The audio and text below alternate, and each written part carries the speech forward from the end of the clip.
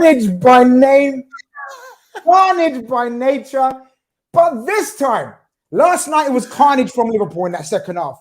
We went mad. We said, European heritage, do you know who the fuck we are? Every other fan base was crying for blood. Did you get message after message after message, Mr. Errol? Did you? Was your phone flooded with messages from dickheads from every other club? Did you? Because I did. I had to just keep quiet because I knew our time would come, bro. You know why? We are royalty, European royalty, European heritage. You know what we didn't see today? We didn't see that European royalty. We didn't see that European heritage. Look, we didn't see those mentality monsters. No, we did. We did. From European royalty, Real Madrid, put some respect on their name, blood. And put some disrespect on City. The ultimate bottle jobs. The ultimate bottle jobs. I don't care what anyone says. I didn't get the messages last night when I was doing live. I was doing the watch along. Me and Pajak linked up on the Redmen for the watch along last night, and it was fucking. We were shell shocked at half time. But as you said, mate, the Man U fans started to flood the chat. Woo! City fans were flooding the chat. Everton fans were flooding the chat. I said to them, yo, just hold up a minute. Keep your powder dry. Come back on 90 minutes with that same energy. Come say it with your chest and we'll chat. We'll go back and forth. We do the final whistle. I'm not going nowhere. Lo and behold. I'm here. Did you get me? Like, I'm out We're here. We're an institution like our club. We're like our club. We're an institution. Bro, I was posted on the stream last night. I was posted. I wasn't going anywhere. Do you get me? And then all of a sudden, as soon as it goes the other way and we take control, as soon as Mane scores, dipped out, back into the sewers, back into the mud. He was gone, nowhere to be seen. Errol, I must take a sip of my tea and calm the fuck down because I haven't been that animated in a while. Because you know, I was animated I wasn't even animated when we went 2-0 down. I was more in a bit of a shock because we haven't been that bad. I couldn't remember. Can you remember? Can you remember the last time we were as that bad in the 45? Can you remember the last game? Well, I said it was the Villa game where they absolutely played us off the park before Van Dijk got injured. That was the last proper where you're just embarrassed by your team. It wasn't like we've probably played bad 45s, but in terms of out and out embarrassment, that Villa game of last season, early doors, was right up there. Just because of the scoreline that finished as well. But I was shocked. People, let us know in the chat what you think was the worst 45 minutes that you can remember. Because I can't. Errol, you know, even though you say that game, we actually created chances in that game. I remember against Villa. Yeah. We were not efficient. And obviously we were shambles at the back. But we had a lot of chances. People, remind us. Give us your opinions in the chat. What was the worst 45 minutes in that first half of Villarreal? But listen, we were supposed to talk about us, but we don't need to talk about us because we do what we got to do, right? Rain or shine, we do what we got to do. When the chips are down, what needs to be done, mentality monsters come to the fore every time. What the fuck happened tonight, Errol? What the fuck happened, Errol? You messaged me like, yo, bro, jump on the stream at 10. I'm like, yeah, I'm down. I'm game. Let's chat about Liverpool. We got a lot to get off our chest. Let's do it. Loads. And I was like, oh, wait, let's just wait and see how the City game pans out first. Like, we'll play it by ear. I'm jumping on, but let's just play it by ear. And then at like 80 minutes, I'm about to text you to just say, yo, give me 10 minutes and I'll be with you. And then those last 3 minutes, I was like, I can't believe it. This is not real. No. As soon as they got that one, I was like, it's game on. Like, I had literally just put in the group chat, if we beat the reigning Champions League holders in Chelsea in an FA Cup final, and then we go on to beat the City two-time Champions League finalists and Premier League winners to the Champions League, we're undisputed number one of the world. Like, you can't knock us for that. And then within the space of me sending that, 2 minutes later, it's going to extra time. My head fell off, bro. I wasn't ready. I wasn't ready. Who was ready for that, though? Who was ready for that? People, let us know what actually happened, because is this real? Did that really happen? Like, we always, everyone talks about this Real Madrid aura. Errol, that was, and we always talk about Pep. confusing things, bottling things. But up until the 90th or whatever the minute was, Got a spot on. it seemed like he'd done the job. He seemed like he restricted Real Madrid to, I don't know, a couple of situations with Vinicius. Yeah. Half chances. They controlled the game. Everything was calm. Then Mahrez scores that goal and tells everyone to calma. Did you see that? He runs around the pitch and says, calma. Motherfucker, who's calma now? Who's calma now? Calma's a bitch right now, bro. Calma's a bitch right now. My God, I need to drink some tea, brother, man. I need to calm down. Do you know what it was as well, though? I think for the first time, Pep genuinely believed he had the job done. And do you know what indicated that for me? The fact that he took off De Bruyne. When he took off De Bruyne, I was like, you believe it. You believe in your own source right now. And I get it. You have executed it well. And then the goal hadn't even come at that point. You get the goal after De Bruyne has been taken off. So I'm almost like, that might have been a little masterstroke from you. But whatever it was, if they lost, whether it was 2 to 5%, once that percentage had gone, it just swung in Madrid's favor. And Madrid, man, Errol, all I'm gonna stop you there.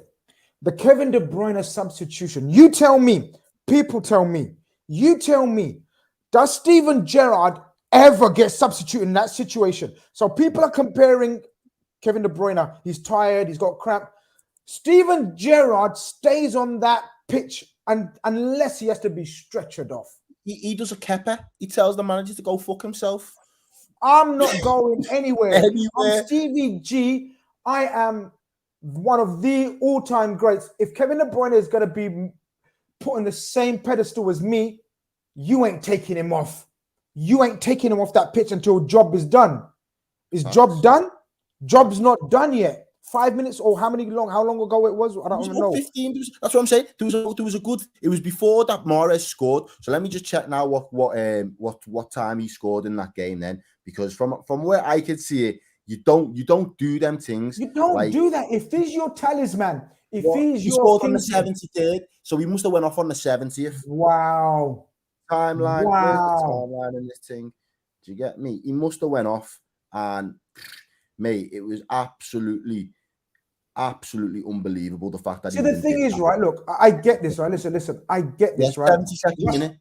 Rusty says, "Hi, Grizz, love your content. Liverpool obviously be favourites. However, I wouldn't write off Madrid. They play to the whistle." No one has uttered a word about writing off Madrid, bro. We're not saying nothing about Madrid because you have to respect that kind of heritage. You have to respect that football club. That is an institution right there. They showed what royalty, what elite teams do. They done it. They didn't look good against PSG. They didn't look good against Chelsea. They didn't look good against Man City. Those are three monumental clubs that they put out. So for me and Errol to sit here and disrespect Madrid, we're not naive, bro. We're not naive. We're not about that life, bro. The other thing I noticed as well, one of the comments I've just recently made to the boys is, if it wasn't for us in this final now, given the run that Madrid have had to get to where they've got to and in the fashion that they've done it, as much as I don't really like them in recent years, I couldn't even begrudge them for winning it right now. You know them ones. You can't begrudge them. They've got that royalty. They've got that heritage, as you say. They've got that in abundance, and they fought tooth and nail to get there. You can't begrudge a team like that to get to win a final. But they're playing us. So because they're playing us, my loyalty is firmly landing in our camp, and we've still got a job to do. But that's an incentive now for us. There's so many incentives all over the place, Errol. All over the place. And like LTM says, this can be great news for the League too. Appreciate the super chat, bro. This can be great news for the League too. I pray. We all pray. We all have positive thoughts. Energy has to be, because my God, did you see the state of them City players near the end there? Falling off that pitch. They weren't walking off the pitch. They were getting on their backs, Errol, and rolling off the pitch. Bro, all of them. At 50 minutes, all I wanted was extra time, because it looked like City were gonna. He was cruising. He didn't look like that's the best I was hoping for. You know that. Yeah, I was like, they're gonna Real Madrid are going to go 1-0 up. City are going to pull the other one back. It'll go to extra time. City will get the winner. But at least there's an extra 30 minutes in the legs. Walker's already knackered. Looks like he needs to be stretched off. De Bruyne is still not 100% fit. Forget De Bruyne not looking at his hamstring had come off. His ankle was swollen. Both he was. People need to look at. Was that a wise call in your opinion with Walker? That situation, because if he's out. If he's hampered the rest of the season, that is craziness to risk him in that situation. Like, you have to look at the player's welfare, right? Yeah, absolutely. And the one thing for me was when he came off, and then he's obviously thought about it. Pep should have just pulled him then and just said, like, you're risking it. You're in that danger zone right now. You're in that red zone. So when he falls over and he twists his ankle, it's because he's already been playing in that red zone. If he'd have took him off, he could have avoided that situation, which means I'll wrap you up in cotton wool and you might not make the weekend, but you'll make next week. And then we've got a final to deal with. Yes. But he's got no confidence. People, listen. People talk about he's got confidence in his players. He don't show confidence in his players like Klopp does, Errol. If you've got a 50-60% Trent, you do not risk him. Gomez comes in that team. Gomez is the boy. So if Cancelo's a bad man, you play Cancelo. If Zinchenko is your warrior and you call him your left back, we don't need a left back because we got Zinchenko, play Zinchenko. Do not play a 50-60% Carl Walker and possibly put him out for the season, possibly affect his career at that age because he's not young anymore, Errol. These kind of injuries can linger on and affect your career because he's not got long left, bless him, man. A couple of super chats. Philip says, I pray for Liverpool quad. Man, you treble can fuck off. Philip's actual Newcastle fan, so big up, man. Love that. Love that. Sean, appreciate the Arsenal man here. Large up, Grizz. Love your stuff, mate. Appreciate that, bro. Listen, people, it seems people are happy with that result because I don't know, what is it about City that you can't like? From a Liverpool perspective, they've just come up at a really inconvenient time for us.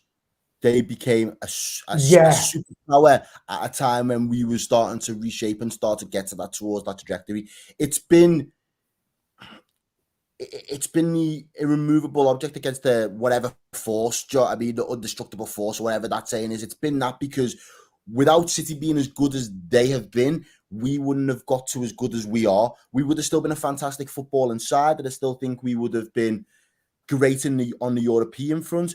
But the league, we might have been a little bit fugazi. We might have been dipping in form, hit and miss, win some, draw some. The fact that we've had to push to be as consistent as we've been is because the precedent that City have, established in recent years.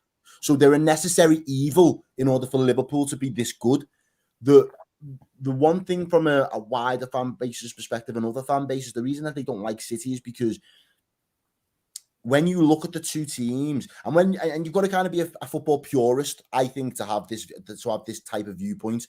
But when you look at the two teams and you look at the way Liverpool, Klopp, FSG, the team, the players have built up from the foundations, getting it right, building, extending the stadiums, all the little components that have gone in to this Klopp side and what he's built, people can identify with it. People can identify with it. That's the word, Errol. They can identify with it. You're spot on there. That's from past generations. That's from modern generations, the Prem era, and that's from now, this naughty period where everything's been going on since, the Barcelonas have emerged and the Peps kind of risen to the cream of the crop. But that's it. All of those purists of football fans can identify with what Liverpool's been done because over the years, they will see similarities of their teams when they had the right structure or when they had that one manager that they could cling to or when they had certain star players that were just a class above the rest. And they see those similarities and liken it to their past days or their heydays and think, what? There might be elements about Liverpool that I don't like. I might not like the fans. I might not like how cocky they are. I might not like how in the face they are, but I can't knock them for what they've actually achieved and the tangible successes that they've done. Whereas City, on the other hand, you can be in awe of the machine because it is a super machine that has been built, but you're in awe of it and you're looking at it and it's a little bit tainted because somewhere down the line, there's an undercurrent of corruption. There's undercurrents of this arrogance. There's the undercurrents of, if we can't fucking get it right this season, we'll just replace the fucking fullbacks with another 50 mil each, and just like we're in the rippers, just throwing all of the cash. Do you know what I mean? Like, and 100%. I think for a lot of people, they've accepted it, and they again, the awe of it and the lore of it, kind of, they've accepted that that's what City have become, and they appreciate that they've put a new level to English football, which again, not a lot of teams have been able to do, take it to a new height. So there's that where they kind of cling on to it. But then when they actually sit and deep it, the real purists are like, I can't identify with that. It just feels hollow. So when they do, the rare occasions they do slip up, that is where they do then come out and show, do you know what? I'm glad they slipped up, because you don't really deserve it. For all that you've got, you don't really deserve to be mixing it up there with Real Madrid and Liverpool. It's unbelievable what's happened out there. Rusty comes in with a super chat. He says, appreciate the support. He says, Camavinga, what a player. When he plays, I see a player of Pogba and Kante joined. His potential is mad. Rodrigo, one of the youngest clutch players. I'm going to give a shout out to Blue Chip. Avi, if you're watching, make a comment so you let people know you're in the chat. If you're not, if you're watching it later, brother, he was going mad at halftime. He was calling for Rodrigo to come on. He was calling for Cruz to be taken off. He was calling for Valverde to be brought on into the central midfield. He said, Rodrigo is the one. Rodrigo is the one. Rodrigo was the one, Errol. That's a great super chat. And go on. And that Camavinga as well. I pointed out the point that in the last 3 games, so reverse engineering it, you've got City, you've got Chelsea, you've got PSG. At all 3 points in those games in the second legs, Real Madrid were on the way out of the competition. Who gets brought on and changes and energizes the midfield in every single one of those games? That boy there, that Camavinga guy right there, yeah? He changed the PSG game for me, because I was watching, I just thought, 100. He replaced Cruz in that game, and Cruz just looked leggy. He looked like he was past his best. But you brought this kid on without the experience, but he just fitted like a glove. Then in the Chelsea game, he just took it to Chelsea as well. And I was like, raw, this kid. So already in this game, I'm thinking, he's got to be one of your first substitutions on, because he's just got it. I tweeted Cruz is killing Madrid. And you know what? Cruz has been one of the legendary players of the decade. Let's not suddenly shit on him, right? Yeah. But you can see he's not what he was. Modric is still the king. Modric is still a sight for Modric is beautiful football personified. So I'm not gonna shit on Modric at all. Modric is still the king. You need the young legs around him, though. You need the young legs around Modric. This brother, Errol, this brother alongside Valverde could be the foundation. Madrid have struck gold, man, again, I think. Valverde and Camavinga. This is why I'm hoping and praying that Tchouaméni chooses us over Madrid, because it's literally down to who he chooses. Yeah. Madrid are not as eager as us, so I'm hoping that sways him, because the club are happy with what we're offering. Everything is ready for Tchouaméni to sign for Liverpool, because if Madrid get hold of Tchouaméni, Camavinga and Valverde is pretty much a cheat code for the next 10 years, brother. That's a cheat code for 10 years. A couple of super chats I want to get through, and we're going to talk about the super chats. Here we go. We said that, Paul, appreciate the super chat. We said that we have to give props to Real's Champions League run. Paris, Chelsea, City, and then Liverpool in the final. If they pull this off, respect. If they pull this off, we have to. You know, I mean, we ain't sitting here and we're saying, yeah, job done. Nah, not job done. Not job done. There's over 220 of you in here. Smash the likes, share, like, subscribe, all of that business. We got a mad ending to this season. Don't go anywhere. Prop says Paris will be promo. I beg your pardon. Appreciate the super chat. He goes, Paris will be dripping red. Tell me, bro, this ain't the Bernabeu, bro. Paris is gonna be one massive sea of red, man. I don't even know.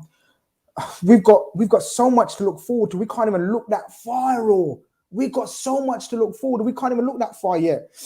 Adrian shaking the building. He says, Big Steve needs to get cooked. Man grilled Tuchel for having his first bad patch in 2 weeks with the turmoil behind Chelsea and still hasn't a Champions League against Pep. Why did City and Paul fans start chatting? Listen, don't chat to us yet, bro. Come on, where you can't chat to City, chat to Steve, do what you gotta do. But come on, you know what I mean? No entry still here, bro. No entry for you here. You can't come to Liverpool yet. I'm not letting you come to Liverpool, but I appreciate your support. I appreciate the super chat.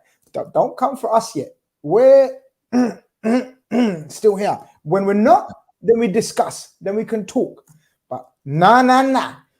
Smash the like, smash. Nobody's roasting us after this season, bro. You can't roast us after this season. How are we going to get to free champion? How are we going to get to free finals? Free finals that no other Englishman or no other manager in England has managed to get to. How can we be toe to toe for the best?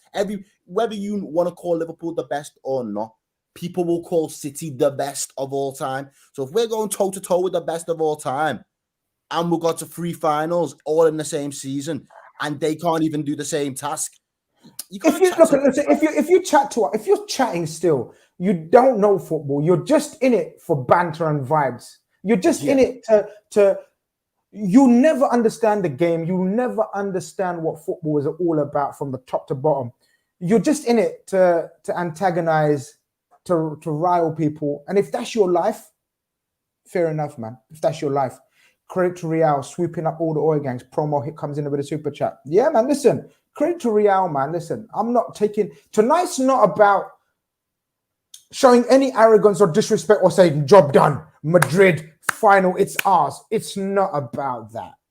It's not about that. We're talking on City's... What is it about City, Errol? Why can't they get over this line? What is it? We're talking about City's undoing, and we are celebrating European royalty. That's what this stream is about. Celebrating the royalty, sitting ponder throne them, and actually having, we need to have a real talk and a deep dive about why City can't get it over the line, why they can't do it. There needs to be an investigation into this at this point. Well, they've been for a few investigations still, bro. They pull out big boy lawyers when they go through in investigations. I want to know who they're going to pull out for this investigation. That's what I want to know, bro. I want to know which lawyer they're going to hire for this. Rusty says, either this could be a knock-on effect for the league where City know they lost what they most wanted and get tired, or they could smoke everyone 5-0. We know which one we want, Errol. Praying. And that was why I said extra time, because regardless of whether they went on to win it, it was always going to be fatigue. You can't cheat fatigue. You can't cheat the DOMs. You can't cheat the recovery process. You can't cheat what that will mentally take out of your tank in the next 4 or 5 games. And that's there now, regardless. That's stamped in. So that will have a hangover effect on them in some respects for the next week. What's going to be the interesting thing is now the mentality, because you touched on mentality monsters.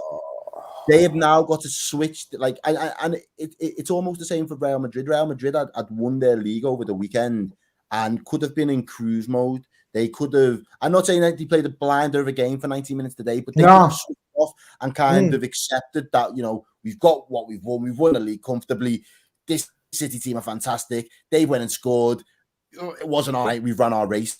But their mentality monster kicked in. They poked the bear and the bear bit back. Whereas now City are going to have to respond. And it's going to be interesting because the narrative from the media, from the fan bases, from other fan bases, from players, ex-players, pundits, it's going to go on overload. It's going to hit them like a tsunami over the next couple of days. And rightly so.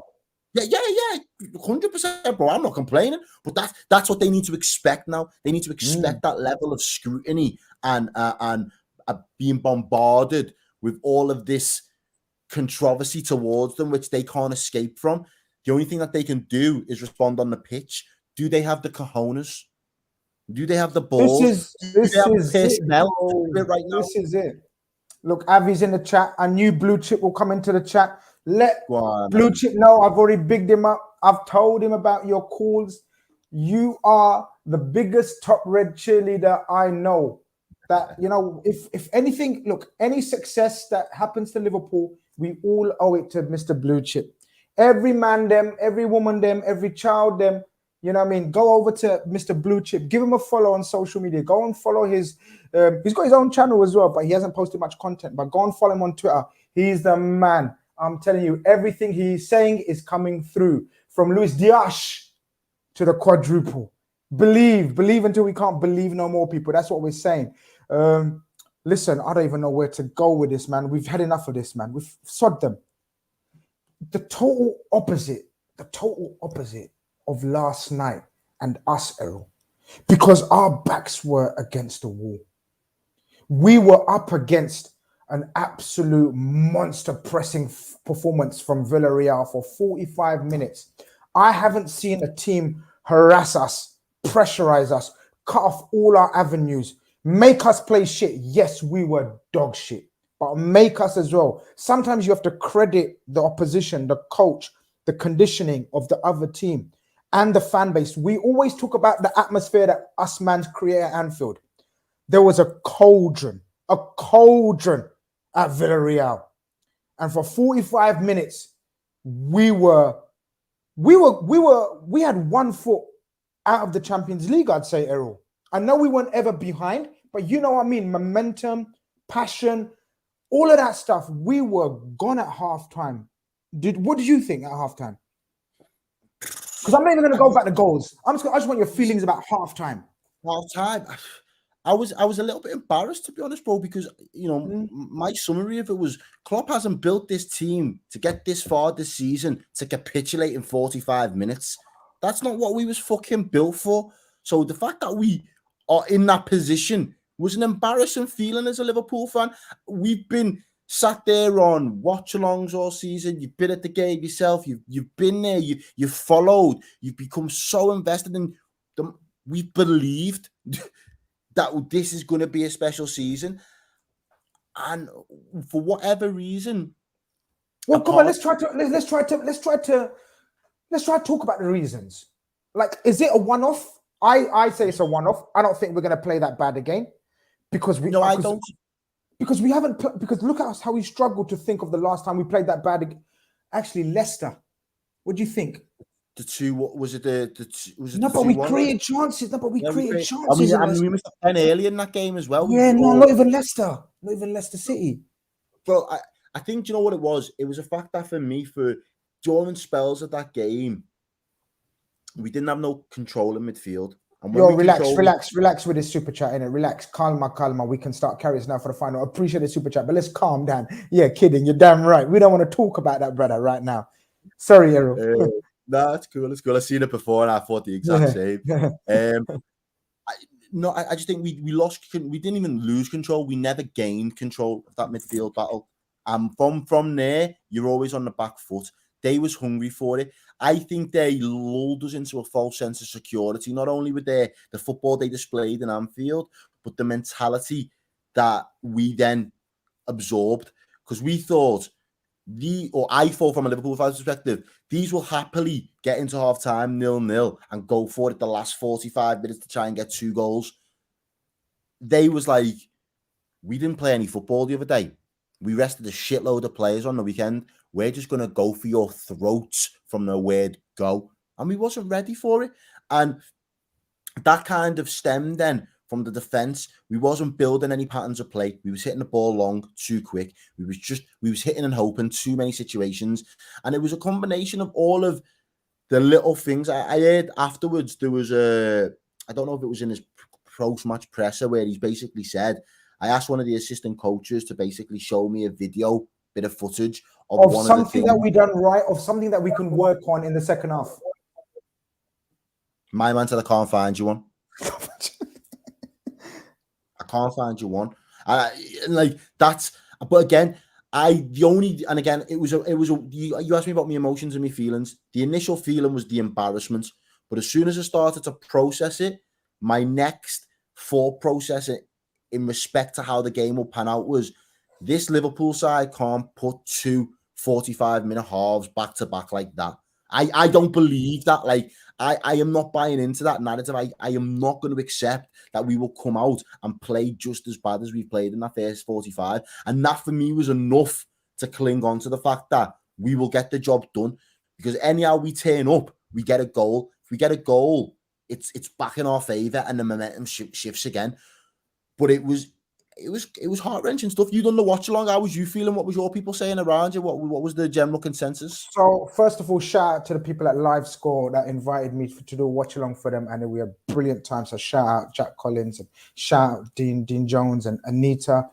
Big up all yourselves, man. And so when you do a watch along, and it's all about the natural reaction, right, Errol, of a fan, right?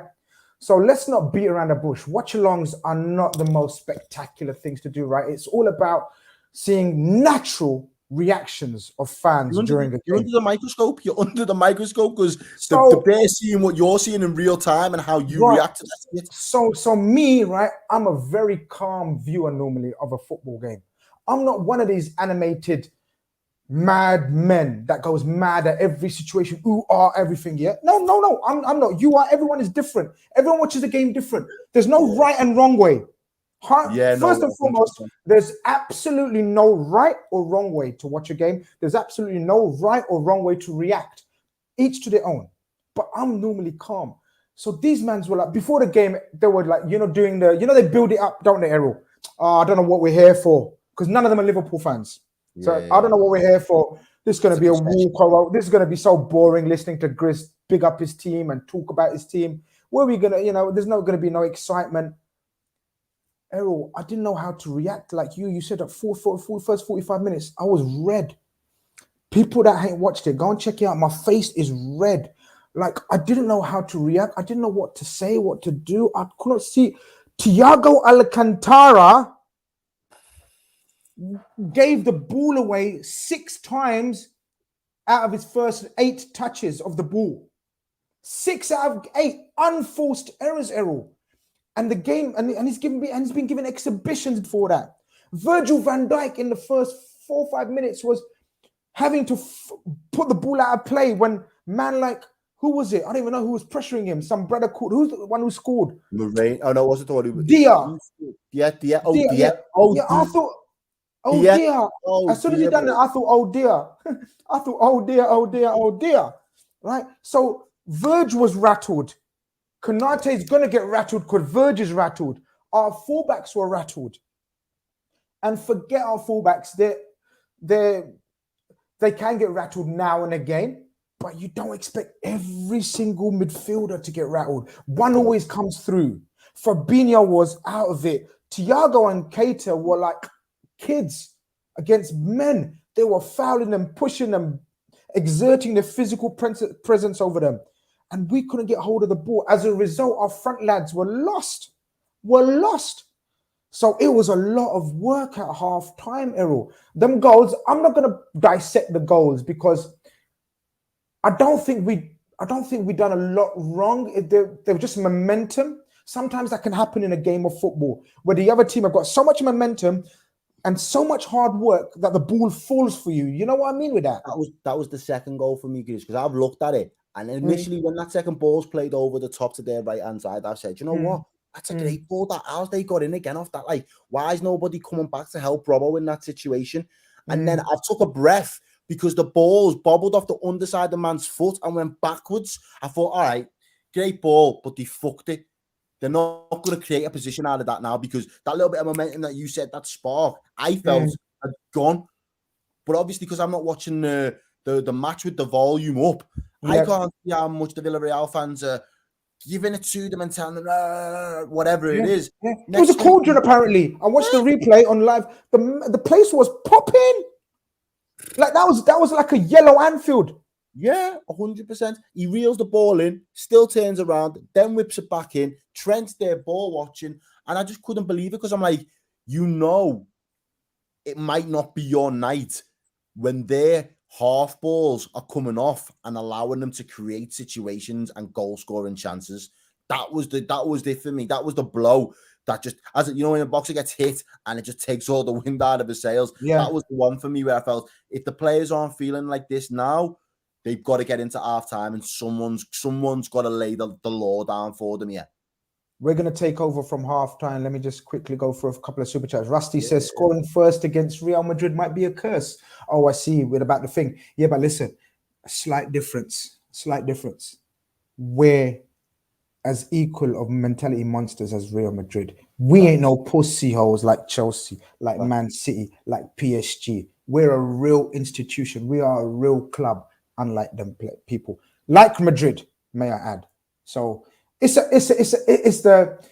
final of the European royalty, man. Come on, you're dining at the big boys' table, man. This is the real shit, man. Come on. Jamie Keegan, shout out to Jamie Keegan, man. What's going on, my brother? I hope you're good. He says Villarreal versus Villarreal, we played 3 halves well and 1 half bad. 5-2 on aggregate, fair result of the work put forth. Can't argue with that.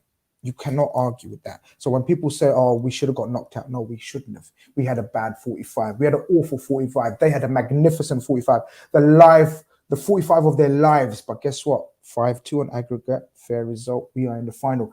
Big up Unai Emery every time, though. Big up Villarreal, the club, the fans, the support. That's what you call a proper football club. That was mad.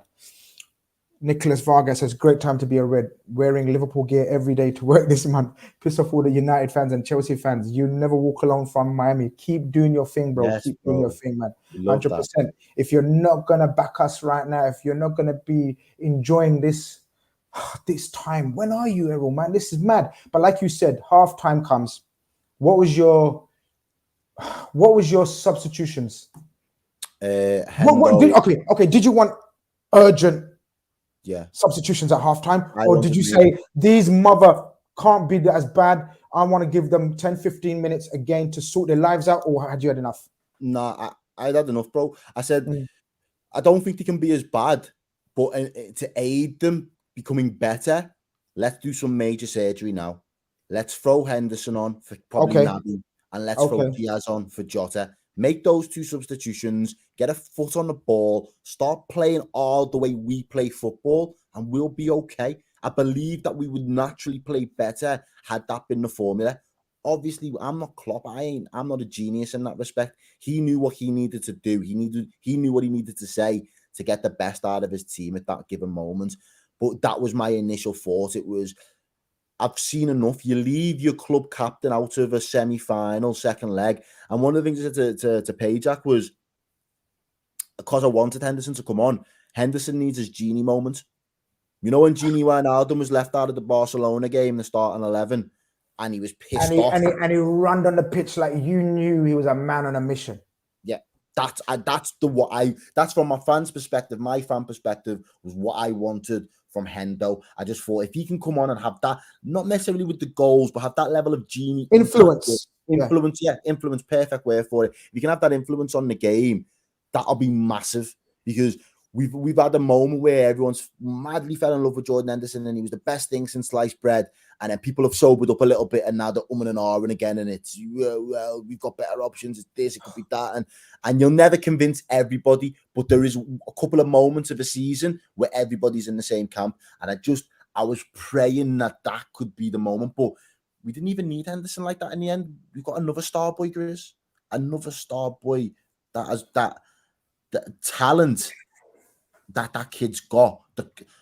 Scratch the talent for a minute. The confidence that young man's got. Never been in a champion. Scratch the confidence as well. Wow. So scratch the talent. Yeah. Scratch the confidence. Show me the hunger. Show me the desire. Show me the willpower to come into one of the best teams in Europe, to one of the best strike forward attacks in Europe that have been doing it season upon season. Show me the will, the desire, the mentality first, then show me the talent, then show me everything that else you said. He's shown us all of that. Errol, this guy came on the pitch and you could see Pep Linders telling him, come on, do this, do that. And the guy, it was awful conditions for both teams. But my point being is when there's awful conditions, you can excuse a player for take about 15, 20 minutes to get used to it, right? And then the pace of the game, because the pace they set in that first 45 minutes was a madness. This brother came on, Errol, took all that in his stride, took the ball in his stride, took the defender in his stride, took the fullback, the winger that was covering the fullback in his stride, and said, I'm going to make the rest of our team tick. Talk on this guy, Errol. He did. You're 100% right, mate. And I said it after watching 5-10 minutes of the way he was playing. And I noticed that in the first half as well, just to go back on that, there was moments within it where the ball was coming to players and they were skirting their responsibility for other players to take it off them. That is so uncharacteristic, like, of us. In the second half, we was consciously feeding the ball to Diaz because that effect had carried over. And it was like, I'm still not 100% yet, but let's just give it to this kid and let's see what he does. Not only does he drive us 20, 30 yards further up the pitch with his direct runs and is wanting to take on his man, but he's then popping it back off to people. He's linking. That's a great point. He's linking people up in the play that hadn't really been getting 2-3 touches with each other before that. Mm-hmm. He's looking like a constant threat. He's giving those Villarreal players something else to think about that before they didn't have to think about it. That wasn't a problem. That was an equation that they needed to solve. But all of a sudden, they had so much more to think about because Diaz was there. And as you said, you rightly said it, the hunger, the determination, the desire, and the mentality was all there from him. And he sent that through our team like a fucking shockwave. Every single one after, I'd say 15 minutes max, heads. They're all looking up. They're all offering for the ball. They're all looking to make a pass. They're all trying to get in, make a little bit of space, break the lines. Fabinho and Naby in that period before Fab scores his goal, both broke the lines on that right-hand side twice. Nobody did that in the first half. I think your point that you made is so good, man. Because when you suddenly have a player that says, oh, you lot, it's almost like a manager's instructions, like personified in a human being on the pitch, if you know what I mean. So everything Klopp said to Mane, Salah, Thiago, Diaz showed it on the pitch in terms of show bravery. You lot not this whack. You are Liverpool Football Club. You lot are sick players. What was that? Come on, let's do this. We do this in training. The rondos that we do, the training drills that we do. Look how good we are. Look how quick we are. These lot can't live with us when we do this shit. And you're right. They all started believing because he was doing it. He came on the pitch, bang, bang, bang, quick touches, free touches. And it wasn't about taking on players. You're right. It was about keeping hold of the ball, keep the move going. Every time we put 4 or 5 passes together, suddenly we were against their back four directly. But we hadn't managed 4 passes together in the first half. Suddenly, Fabinho had the confidence, the desire to get away from his number 6, makes a little run, plays a lovely 1-2 with Mo. Mo's cute little pass. His assists are becoming a thing of nature, man. You know, people are underestimating these Mo Salah little assists, little touch, little. I call them cute passes, bro. It's not associated with. It's not associated with Mo Salah. But we need to putting some respect on Mo Salah's assist situations as well, right, Leo? Am I right? 100%. For me, the fact that, like, I said it from AFCON times when he lost AFCON, I firmly went into the camp and he went three games without scoring. I was in the situation where I said to myself, this guy's not asked about goals no more. Not this season anyway. He wants the trophies. He's felt the hurt already this season of not winning something that he so badly desired. He wants the trophies. And he now realizes and understands that there are 10 other players on this pitch with him that are all world class, that all in their given moment, given a chance, will pop up with momentous moments for this football club. So if I can't score, I can assist. I can be a creator. I can be a provider because everybody's expecting me to be the guy that scores. And by proxy of expecting me to be the guy that scores means I get less time on the ball, I get less space, and I get more people marking me, which then equally on the reverse means that there's more space for somebody else, there's more time for somebody else, and there's not another person marking somebody else. So if I can pass the ball into those spaces and those areas and put it on a play for other people, the results will be the same. And he's won. He's won Golden Boot. He knows how that feels. Great, love it. Set records, know how that feels. FA Cups, I want to know how that feels. Carabao Cup, I now know how that feels. I want another Champions League and I want the Prem again. I want to know how winning multiple trophies feels as a top. I'm going to be in that category of a world-class top footballer. When they have those conversations between themselves, Thiago's talking about all the shit he's won. Even Milner, to a degree, is talking about the multiple trophies he's won. All of these players for club and country that are world-class, when they have them conversations in those group chats, that it's all about the trophy count. Yeah, man. What you've won and who you've won it with. And that's where I think his mentality just switched and was like, yeah, I could easily just be selfish, but if I become more of a team player, there'll be more of a reward for me this season by being the team player than there would be if I just went it alone. 100%. Ramis sends in a super chat, says, lads, you've seen the Salah tweet, thoughts? And then someone's just said the Salah tweet consists of saying, well, I know what he said. Basically, he said, we have a score to settle. Cheers! Cheers! Hey, Mo Salah is on smoke. I'd say Sergio Ramos might not be at Real Madrid no more, but he'll be definitely in Paris. Oh my God. Oh boy. Sloop John Babble says also, if we win the lot, there needs to be a Liverpool Fan TV social media loving where Redmen and Anfield Rap and Grizz and Day Trippers and Cop TV and everyone else get together and celebrate. Oh man, let that day come. Let that day come. And this was the one I was gonna read. I know I'm not the first one to say Revenge Tour, but let me just say Revenge Tour. Also, Errol is one of my favorite Redmen TV people, and it's love to see him. Errol is one of my favorite people as well in life.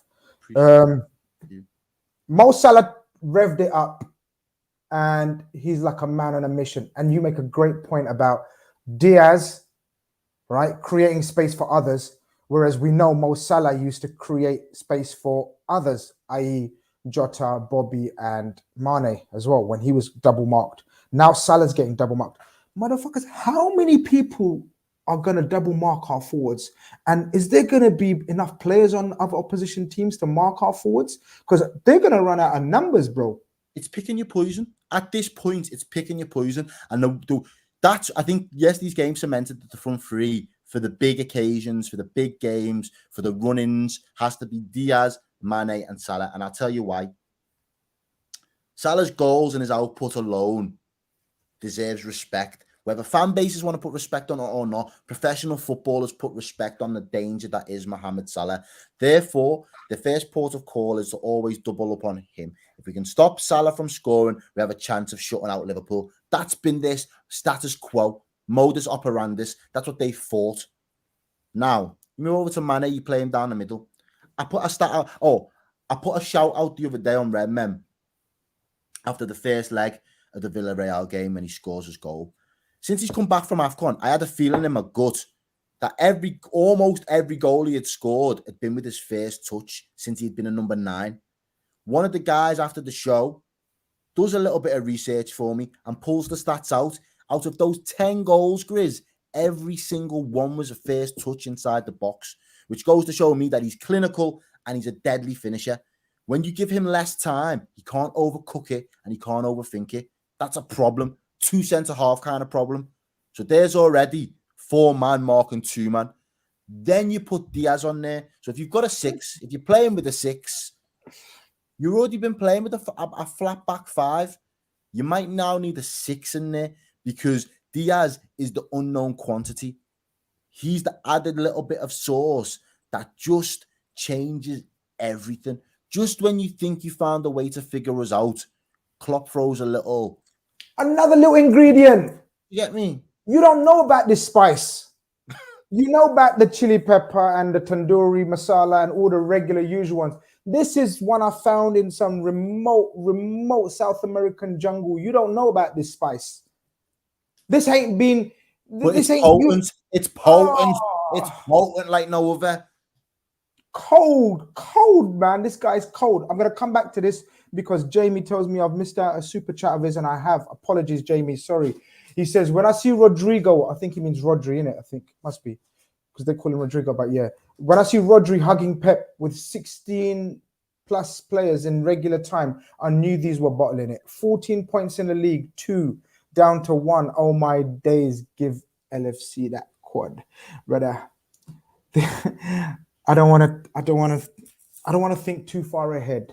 It's so hard not to think ahead, but we can't because we got game after game. I want to come back to that what you said about Sadio Mane and Mike. Mike Puppy says, Grizz, this final was more than the UEFA trophy. It will also decide Mane versus Benzema for the Ballon d'Or.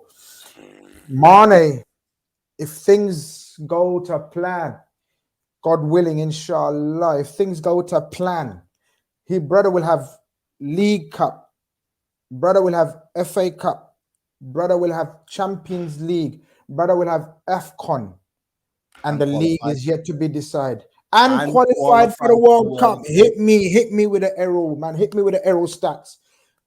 Tell me why on God's green earth wouldn't he be Ballon d'Or if that was to happen? Tell me why. I'm gonna just keep it 100 with you because he's African.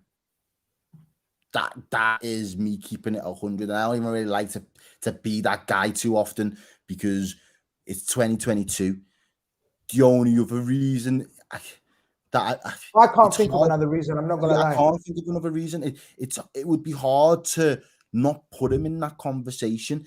And maybe it's the only other reason is because in the same team, I know that Mo Salah will have won the exact same bar the AFCON and qualifying. Now, I know the international competitions, and again, this stems from being from an African country. I know the other international competitions, if he was English and it was the Euros or Italian in the Euros, it would hold credence, and it's a wrap. It's a wrap. Because the AFCON is not as world renowned, and that's probably the nicest way I can put it as a footballing competition in terms of the prestige. Because he's in a Salah team, Salah will always be one, Mane will always be two. So if you can't give the number 2 the Ballon d'Or when the number 1's got these crazy numbers sat there and all and got the same club accolades as you, that is my only other kind of straw that I'm clutching on. And it sounds bad to say, but they could both easily be one and two. A spade, bro. Say what you feel. Say what you speak. They ain't no violations going on here. We're saying how we see it. And look, UEFA, FIFA, if that was to happen, go and give Sadio Mane, prove us wrong that the reason why he wouldn't win Ballon d'Or, and I'm not jumping ahead, and I'm not being unfair, I'm saying if that was to happen, what we describe in terms of those trophy, what he's won in a calendar year, would it be? Yeah, in a calendar, yeah, in a season, yeah, of course, all in one season. If that was to take place, and don't forget, even before the Ballon d'Or is drawn, he could still win a Super Cup. Absolutely. Man could still go into a World Club Cup final. He could have won the Community Shield. There's plenty of things as well that could be added onto that before you even get into that Ballon d'Or conversation next January or whenever it is. Listen, prove us wrong. Prove us wrong. Make us look like idiots. Prove us wrong, UEFA, FIFA, whoever. Make us look like idiots. Go and give it to a black African Muslim. Make him Ballon d'Or, and then make us look like idiots. We know you're going to look like idiots because you're not going to give it to him. We know that. But prove us wrong. That's a challenge. But listen, Fabinho scores. That keeper was dead. I'm not going to comment too much on the keeper. That keeper of theirs was pure jokes. I love some of the goals we scored past him. But fuck that. We were a total different team. Suddenly Fabinho came alive. You know what? Suddenly Trent became a footballer as opposed to thinking he's Steven Gerrard. Yeah. He became Trent. What Trent does, he kept breaking those lines with those simple passes as opposed to hitting them long for Salah to chase. Hollywood balls. Yeah, them Hollywood Every balls. time in that first half, Errol, he was just playing them blind passes. But second half, he kept breaking those lines. Naby Keita became a man. Naby Keita showed his levels in the second half. I still thought Thiago could have been better. Yeah, that's a talking point that for me though, Grizz, because we've been there before with Naby in a Champions League knockout and in another big game in the Champions League against Napoli, where he's had a stinker and Klopp's hooked him at half-time. Yes. I said to Chris last night, and I'll ask you this question as well. What other manager in world football leaves Naby Keita on after that first 45 minutes he has? One of the greatest man management decisions, underrated man management decisions in Liverpool's Champions League history. For the player, for the club, and for him as an individual as well, for Naby Keita. Because the confidence he would have lost again on the back of the Real Madrid substitution, and if he was hauled off at 45 minutes in this situation, I think Naby Keita has been brilliant this season, but even that would have really hurt him and set him back mentally as well. And I think Jurgen Klopp and that could have been the right levels. Jurgen Klopp showed levels of trust that, again, harping back to brother today, Pep Guardiola didn't have in his players. But Jurgen Klopp kept Naby Keita on, and he repaid him mad. I think that's a great point that you make there. It's true. Come to think of it. It was, that was fucking genius from Klopp. Because you're right, he could have easily hauled him off. Because it was none of the fans would have cared. The fans would have all been like, sad it needed to happen. Do you know what I mean? The fans would have bought into it. But as you say, for him as a player and for the Klopp might need him on fucking Saturday, 7 p.m. against Tottenham. He might need him to start with Henderson. You know what I mean? There are other games where he might need him, but he thinks if I take him off now, what's the knock-on? What's the domino effect to taking him off and removing him at this point? And then what kind of signal does it send that in the biggest game of our season, I can't fully trust you to deliver on the task I've asked you to do? You're almost redundant in the future planning, because if I can't trust you now, am I ever going to be able to wholeheartedly trust you? Can I just keep you around as a luxury squad player, or do I release you because you still hold a little bit of value? And apart from that 45 minutes, you've had a good enough game for other teams to still want to take a punt on you. 100%. It would have been massive. It would have been a massive thing to do. Kevin with a super chat. Grizz, you know I'm a United fan, but I'm surprised there hasn't been much talk about Mane winning Ballon. Needs to be in the convo more. Also, big up you guys. First time seeing Errol and enjoying the convo. Thank you very much, man. Appreciate the kind words. Jamie says, Grizz, I'm there versus the Spuds. Let me know if I can link up and get a Grizz hug, my brother. Pit there. You know what? Message me, DM me, because I am going to be there for the Spurs game. So we have to arrange that. I am actually going to the Spurs game this Saturday evening kickoff. How can I miss this? How can I miss any game? If I can possibly go, I'm going to go. I'm broke now as a result of following these Reds up and down the country. But you know what? They're worth it, man. Yeah, big up yourself, Jamie, man. Message me and then we sort something out, bro. Errol, that second half performance, man. I was just sat back and I was thinking, this is us. This is us. Get out now. Go on, Villarreal. Get out. We've cornered you. We got our A game on point. You lot go and try to get your crowd to raise you lot now. Because people can talk about we can only do these things at home with the Anfield crowd. We bust that myth as well, Errol. We bust that myth as well. Oh, you always need the crowd at Anfield. Like, you know what I mean? Even though what a bullshit thing to belittle us with. Like, what the fuck does that mean even? Like, where's your crowd to back you guys? Like, how are you using that as a slight for us? As a tool to stick it makes no sense. It's just good, man. Yeah, but even that myth, we're away from home on a wet and cold Villarreal night. Had to put that in there. Can you do it, Liverpool? Can you do it on a wet and cold Champions League night? The crowd is up for it. It's yellow everywhere. Our fans are like, we saw our fans. They were put away in the sky. Like, we, you know what I mean? Bless them. You know what I mean? What a away support we have. Magnificent shout out to the away fans. Our team needed from within, from Klopp, from Linders, from within to raise it. We didn't have that 12th man with us, even though they were brilliant, magnificent. You know what I'm saying? The crowd was not there. We showed we can do it in every situation. We're mentality monsters. I was so proud of that second half performance. I sat there purring at the watch along I was doing for live. I was purring, Errol.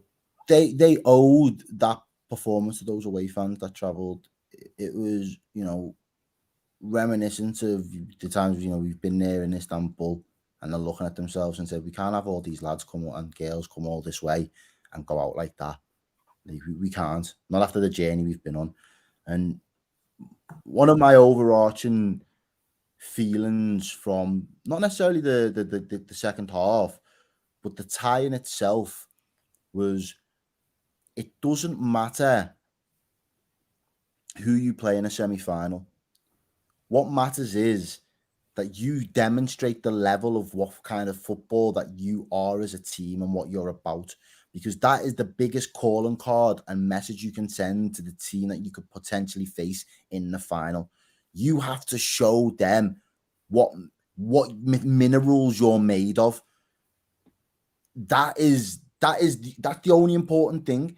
It doesn't matter whether you're playing Villarreal, Real Madrid, Barcelona, Juventus, doesn't matter who it is in Europe, PSG. You have to show the standard, which means your football has to be of a certain level to say, this is what's qualified us to this point. So this is what you need to expect when you get to a final with us, because this is how good we are over a period of time, usually the 180 minutes that its second leg is. And the one thing I noticed again, and that's why I'm so happy that tonight finished the way that it did, because Madrid raised it at 2. They said, Liverpool, we see your hand and we'll raise you. And that, for me, is why the semi-finals are so important, because it doesn't matter who your level of competition is against. Yeah, they was in a tougher game than us. There's no doubt about it. Manchester City are a far more difficult opponent to navigate than Villarreal on paper and how the matches both planned out, 100%. But the minerals that got them to that point is what they had to extract from themselves. It was never a foregone conclusion. You can't just rock up with your heritage card and your badge that says 13 and ours that says 6 and say we get a free pass to a final. That's not how it works. You need kahunas and minerals. I love that what you use, the minerals. You have to show it. You have to earn it. You have to prove it. You're right. You're right. It's mad. And it's not coincidence, people. People always think it's a coincidence and luck that how these clubs like Madrid and Liverpool are involved in so many dramatic, legendary comebacks of the most freakish nature every single time. It's something ingrained in these clubs' histories and genes. It's magnificent to see, to watch and view. It's a part of the fabric. Listen, Asim's in the building. Asim, popping champagne. What does that mean? I Pep bottled it. I get it now. Pep bottled it. Yeah. Asim, massive shout out to Asim who done the thumbnail for me tonight. Last minute job, because this was one of those. I think I messaged Errol. I don't even know what time. I said, let's do a show tonight. It was late. Yeah. Shout out to Asim, man. He done the thumbnail for me on the way back home from work, man, while he was in the car. Big it up. You know what? I worked it out. I don't even know what you meant by that. I worked it out. Smashed it. Listen, boy, I don't even know where to go from tonight and last night. We put them away. The scenes at the end, I enjoyed. You know me, Errol, I love watching. I suddenly become, what's the word? Body language expert. So I love watching the body language of players. So I remember the League Cup final. There was a bit of what's the word? Sadio Mane didn't celebrate as we wanted. I was in the away section and I was a little bit, I don't know what word to use, but it's maybe a bit sad that I didn't get to see Sadio Mane beaming, smiling and happy and, joining in, because he got substituted and, he's a warrior, he's a fighter. He's not like pussy old Kevin De Bruyne walking off and all happy that he's got substituted 20 minutes to go in a semi-final against Real Madrid. Are you giving himself a pat on the back and all that? Yeah. Are you fucking mad? Sadio Mane wants to be on that pitch for Liverpool Football Club to the final whistle. So the man was a little bit upset. So yeah. Fast forward last night, the scenes were mad. Sadio Mane was camera. Yeah, we are coming, Paris. We are coming. But when Sadio Mane is happy, I'm happy. Because he's one of those souls that. It's like Kante. He's been there from the start, Errol. He's seen the rise of. He's been through the start. He's seen the rise, and he's been a fab part of this amazing upturn in fortune and performance and levels, and I love him being He was happy. he was the first big money signing Klopp went for. And even when we say big money, you look at it now in today's terms, and it's only what 6 years ago, something like that. Was it 36 mil or something daft Yeah, that yeah, we got yeah, Sadio for? yeah, But yeah, it was yeah. big at the time for a guy coming from Southampton. That A lot of questions as well. Can he yeah. do it at this level? Mhm. Don't get twisted, people. Not from me. Go and check Grizz Khan's tweets. I said he will be a game changer for us, and oh, I was right again. He was a game. A lot of people were saying, oh, he's very inconsistent. He misses a lot of chances. He's a bit raw. Talk to the king now. He's a monster. Unbelievable player, and I'm one of them people that owes. I'm a big enough man to know and I'd be able to admit when I've made bad calls, and my bad call and my bad take this season was telling myself and venting in front of cameras on streams that Mane wasn't doing enough for the team. He went on an 8-game drought, I think from November through to December, where playing down that left-hand side, he looked no longer fit for purpose. He looked like he was overcomplicating things. He looked like he was taking too many touches instead of just keeping it nice, neat, and tidy. It was like he couldn't play himself back into form. But whatever AFCON did to him in terms of rejuvenise them, and that was, we had them conversations them times. I said I wanted Mane to win it because I needed something that we couldn't give him, something that the other players on the pitch from Liverpool couldn't give him, to be that ignition all over again, for him to be like, right, I can clear my head. I don't know if he was distracted because he was already pre-thinking about the AFCON and the pressure that was going to come from his country and all of them things there. I don't know what it was, but I just sensed he played really well for us back end of last season, and he was a big point in getting us to where we got to when other goals dried up from other players. But he started the season well, thought he was going to kick on, was hoping for it, and then when there was just that period where it just went a little bit dry, I know I was wrong. I was premature in saying that I felt he was no longer being that provider that we need him to be. We are overly reliant on the right-hand side, and something's not right with Sadio. But then since post-AFCON, and since he's moved into that 9,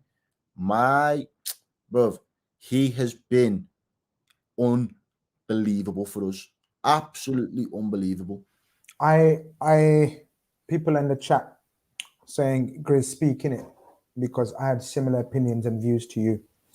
And I'm going to apologize to Sadio Mane, the human being. Not that he's listening, or he might be actually, because he's, you know what I mean? We're going international, baby. So Sadio Mane may be listening. And if he's listening, as a brother, as a human being, I apologize to him for ever thinking that. But I'm not going to apologize for the opinion. And let me break it down like you've broken it down.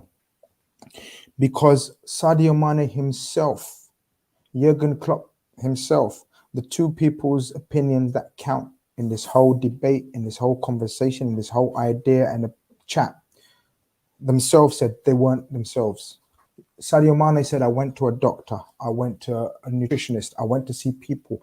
What is wrong? Everything was fine physically. Things weren't working out for me. I was trying my hardest, but I wasn't having a greater season. If Sadio Mane, the king himself, is saying that, then our opinions weren't wrong, Errol. So at the time, for that performance, for that levels that we were operating at a level where we were up against the greatest coach, potentially, or people talk about in Pep Guardiola, the most expensively assembled squad ever. We can't let levels drop from Sadio Mane, who is top 3, top 5 attackers in world football, to out of that top 3, top 5. Errol, let me land. We cannot expect to be operating, competing against the situation that I've just explained, with Sadio Mane dropping below his levels. Not normal human being footballer levels, but his levels. And he admitted it. Jurgen Klopp spoke about it. People were speaking about it. But there is absolutely no shame in admitting that this move into the number 9, false 9, call it what you want, has been a lease of life for this Sadio Mane. And it's culminated in him being an integral part of Liverpool Football Club that I firmly believe should be offered a new contract. And from what I've been told from the dinner lady that tells me bits and bobs now and again, you know what I mean? Spud me G, the dinner lady from Liverpool, you know what I mean? Sadio Mane will be offered a new deal at the end of the season. And I couldn't be more happier or humbled, or call it what you want, in the mud, or whatever you don't want to throw, you know, them slogans, and people say, oh, Grizz in the mud, he said he wanted him sold. I wanted that Sadio Mane sold. I wanted that Sadio Mane on the left wing who was having issues himself. Yes, I wanted him sold because I wanted someone like Luis Diaz brought in, and maybe another one. Well, hold on. Luis Diaz has come in and shown that the levels that Sadio Mane was operating at before his slump in form on the left wing has taken us to another level. So in a kind way, a roundabout way, we were right.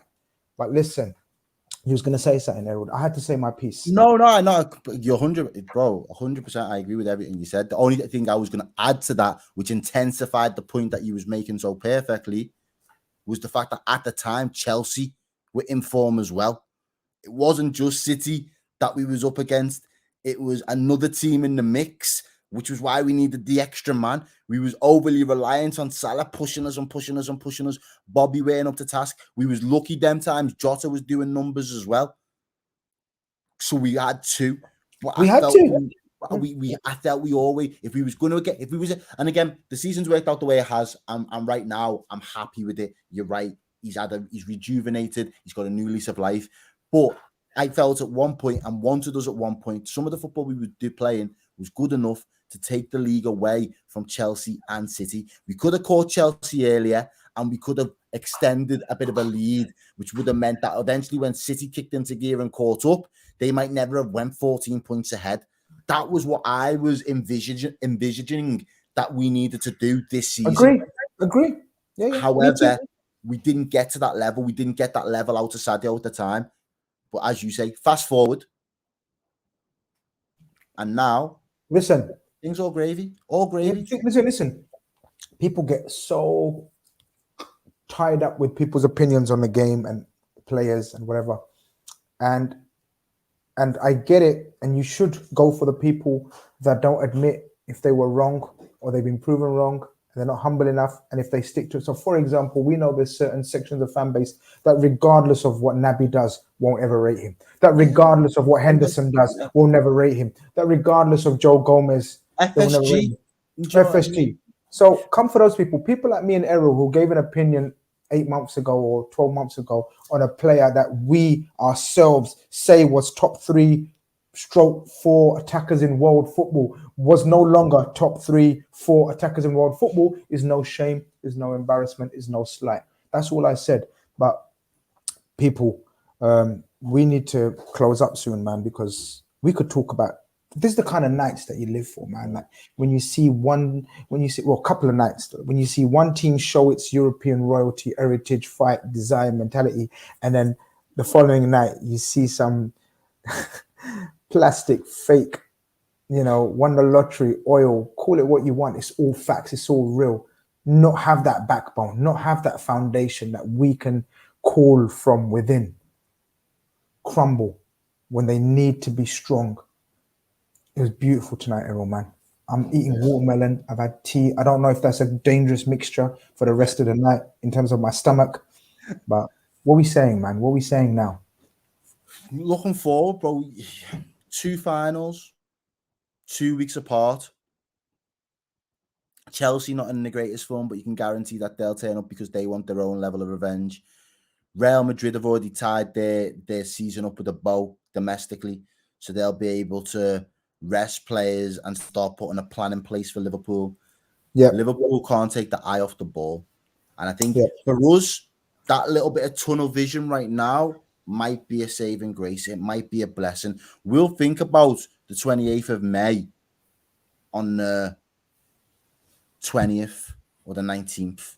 Yeah. Do you know what I mean? We'll think about it when we get to that point when it's acceptable to think about it, when everything else is done, whether it's coming out of pain or we slipped up on the league. We won the FA Cup, but we didn't get the league. We really want the big one now. We want the pinnacle of Wales football. Or whether that's we got the FA Cup, we got the league, we need revenge and we need to put Real Madrid to the sword. All of those thought processes will come. But right now, Liverpool just need to keep doing what Liverpool have been doing so well. It's playing games of footy to a really high standard. It's holding all of your players on the pitch accountable. It's all of them contributing, and it's all of them keeping that same mentality and not letting somebody else drop. You lift out. We're a team full of players that lift other people up. It's not like the Man U's where one person's a stinker, so everyone else around them, it's like a bad smell. Everyone else is stinking out the gaff. Luis Diaz was the catalyst last night to raise the level for 10 other players. If he can do that, Salah can do it. If Salah can do it, Mane can do it. Thiago can do it. Van Dijk can do it. They can all play that part when they need to. So I feel like between now and the end of the season, Liverpool are going to do, up until the Champions League final, Liverpool are going to do what they need to do to get their job done. What's in their control will be dealt with. What's out of their control will be what it'll be. I do sense that. You make a great point about driving each other. You can see each player knows his job and the other person's as well. That is unique, Errol. Not many clubs have that.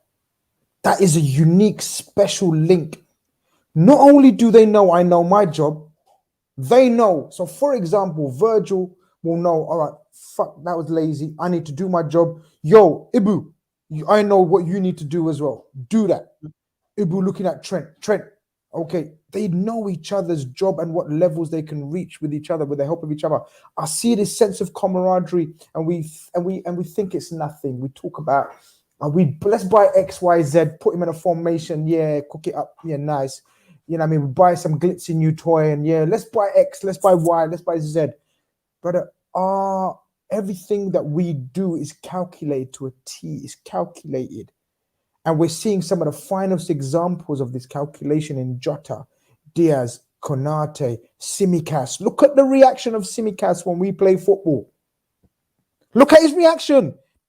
When his team are playing, does that look like a player who's a reserve left back, regretting playing behind the best left back in the world, bar none? Come on, man. You can't buy this shit. You have to mold this. And Jurgen Klopp and his boys have molded us into something at the moment, Errol, at the moment is on the verge of immortality. Yeah. Indestructible. All of that. And as the banner says, guys, and I've been saying this from 6-7 weeks out, every week that we can keep talking on it, talk on it, because that means we're still in it to win it. Dream till we can't dream no more, Errol. Dream till we can't dream no more. That's the best way to look at it, in my humble opinion. Errol, man, this has been a legendary stream, man. It needed to be done. It's been a pleasure. When we talk about Liverpool, it has to be pleasurable, man. Yeah. I'm not having it. Even if we don't win the Champions League final now, I'm not going to have it as a... Bro, I'm celebrating this whole season regardless. Yeah, man. Well, I've not been at an age old enough to be able to appreciate Liverpool at the pinnacle. I've heard the fairy tales, I've heard the stories, I've heard the legends. I've seen and witnessed iconic moments that will stay with me until the end of my life. I've been old enough to see us win Champions Leagues abroad, happily, great, brilliant feeling. The pandemic league, it was nice because it was the one we needed. In my lifetime, it hadn't been done. It was the one we needed. But in terms of all of this coming together, the interaction from the fans, the community that's been getting built over the last couple of months with the watch-alongs across your streams, Twitter, all of these extra avenues where I'm just literally soaking it all in. I've not been able to fully feel this privilege. So I'm celebrating it either way. If these lads haven't made you proud to this point, you may as well find a new sport, because football's not for you. That's how I see it. It's not for you. If you've identified this Liverpool team as your team that you're going to back and represent and you want to represent and go to war for, but you're not proud of the achievements and the accomplishments that they've done this far, you need another sport, I'm afraid, because this 100%. is potentially once in a generation, maybe once in a lifetime. If you Lifetime, man. just get it right, it could be. We've existed for over a century. We've not ever done this feat. So it's once in a lifetime type of stuff. You got to soak it up and be proud. 100%. People, check out None of Your Business, man. He jumped on the show just to throw like learn from him, innit? Like, there's been up to 300 people in here listening to me and Errol talk about this wonderful club. The least you can do is chuck us a like, man. That's all we ask for. Errol, man, I need to try to get some shut eye because we need to get ready for. Yeah, you know, I feel like no, but check this out. I feel like the Liverpool squad themselves, like they get to celebrate last night, whatever. Now they got to focus on Spurs, and even us people that work in the fan media business, we got to get ready for Spurs now. I got to set up the show for the preview for Spurs. I got to talk Spurs, their strengths, their weaknesses, how we're going to rotate our team, and what kind of lineup we're going to pick. So much to talk about on a daily basis. The content's going to keep flowing on GrizzCon TV. You people in the chat are mad. I love you all. Thank you for the support. Thank you for the super chats today. Thank you for the interaction. Thank you for educating us in certain situations and telling us if we've said something wrong and whatnot. Of course, Errol, I'm going to stop thanking you, man, because you're my brother, man. I don't need to thank my brother, man, that comes on the shit, man. But respect, yeah, man, exactly. People, this has been a impromptu carnage again. We had to speak on the demise of City, the possible breakdown of City. Let's hope. Let's keep pushing. We got to do our business. Let's handle our business. And as I said, dream till we can't dream no more. Over and out.